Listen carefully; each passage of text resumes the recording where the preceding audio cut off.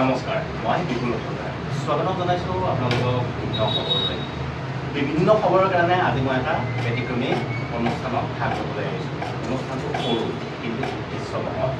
ইয়াতে উপস্থিত আছে বন্ধু 91ৰ সদস্যগণ আৰু লগতে তেওঁলোকে নিমন্ত্ৰণ কৰি অনা ভিজা চমুকে ভিজা ভিডিঅ' জাৰ্নেলিষ্ট অফ আছামৰ সদস্যসকল। পোনপ্ৰথমতে মই চিনাকি কৰাই দিব ওলাইছোঁ ভিজাৰ ফালৰ পৰাই প্ৰাগ নিউজৰ ভিডিঅ' জাৰ্নেলিষ্ট। আপোনাৰ পৰিচয়টো আপুনি নিজে দিলে আমি ভাল পাম। নমস্কাৰ, মই ভিজাৰ ফালৰ পৰা নমস্কাৰ, মই চিনিয়ৰ নমস্কাৰ, মোৰ নাম সৌৰভ শইকীয়া।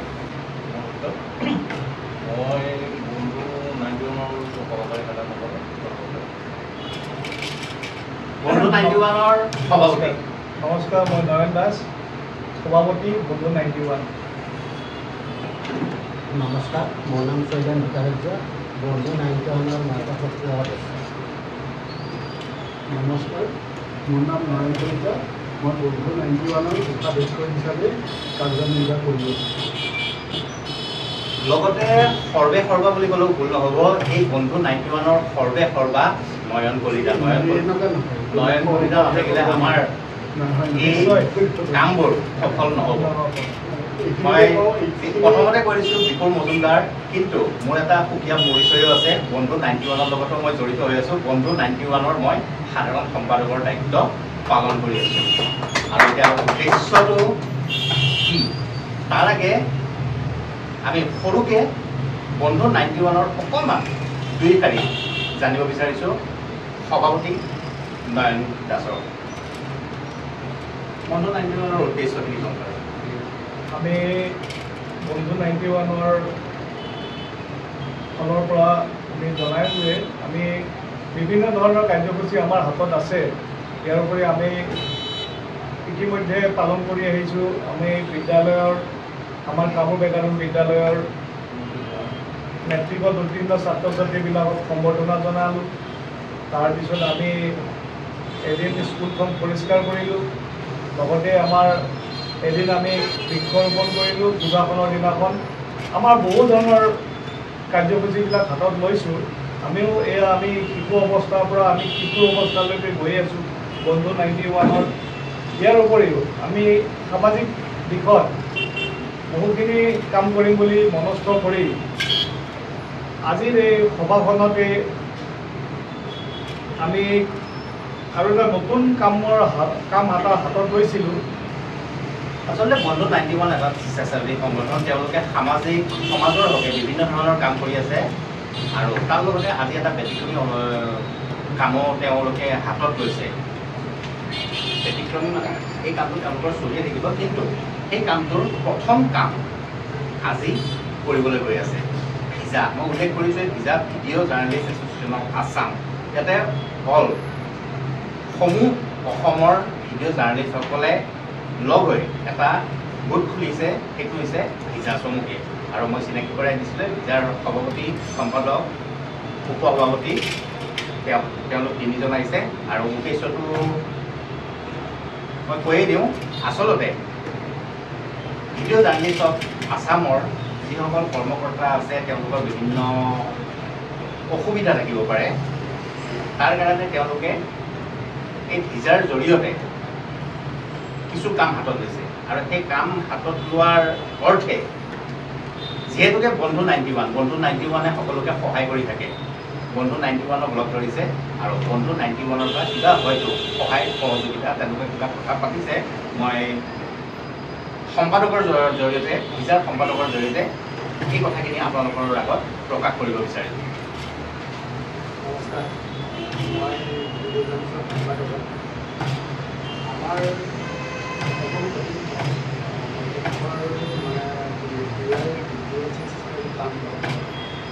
মুকুট কলিতাৰ ল'ৰা এজনৰ এটা ব্ৰেইনৰ বেমাৰ আছে। সেই বেমাৰ তেওঁ চিকিৎসা চলি আছে, অসুস্থতাৰ পৰিছে।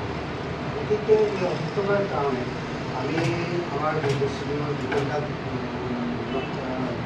সহযোগ আমাক সহযোগ কৰিলে যে বিভিন্ন বন্ধু 91 এটা সংগঠন আছে তেওঁলোকে আজি 5-6 মাহৰ পৰাই এনেকুৱা কাম কৰি আছে সহায় বন্ধু 91 আচলতে বন্ধু সকলোৰে বন্ধু আজি নতুন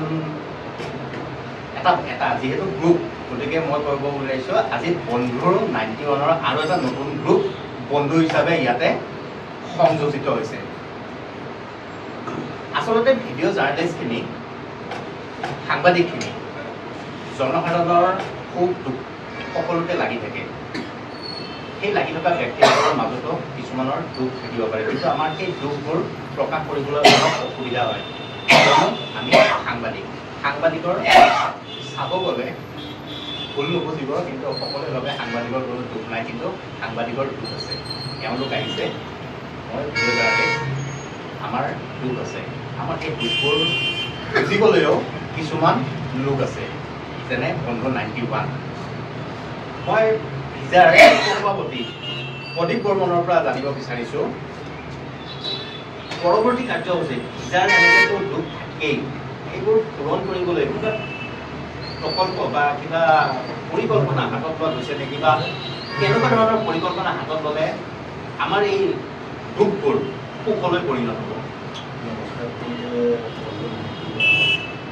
অনুৰোধ কৰিছোঁ পৰ্দাৰ পিছফালৰ মানুহখিনিক আপোনালোকে অলপ সহানুভূতিৰ চকুৰে চালে ভাল পাম সঞ্জীৱ শইকীয়াই কিবা এটা ক'ব বিচাৰিছে এইখিনিতে আমি কথাটো ক'ব বিচাৰিছোঁ যে আমাৰ ভিডিঅ' জাৰ্নেলিষ্ট ফালৰ পৰা এইটোৱে আমাৰ লক্ষ্য আমাৰ দিছে যে আমি ভিডিঅ' জাৰ্নেলিষ্ট আছোঁ আমাৰো এখন সংসাৰ আছে আমাৰো সুখ আছে গতিকে এই সুখটো যে আমি নিজৰ আমি ছাপৰ্ট দিব পাৰোঁ সেইকাৰণে আমাৰ সংগঠনটো আমি জন্ম দিয়া হৈছে আমি ভাবিছোঁ আমি সেইকাৰণে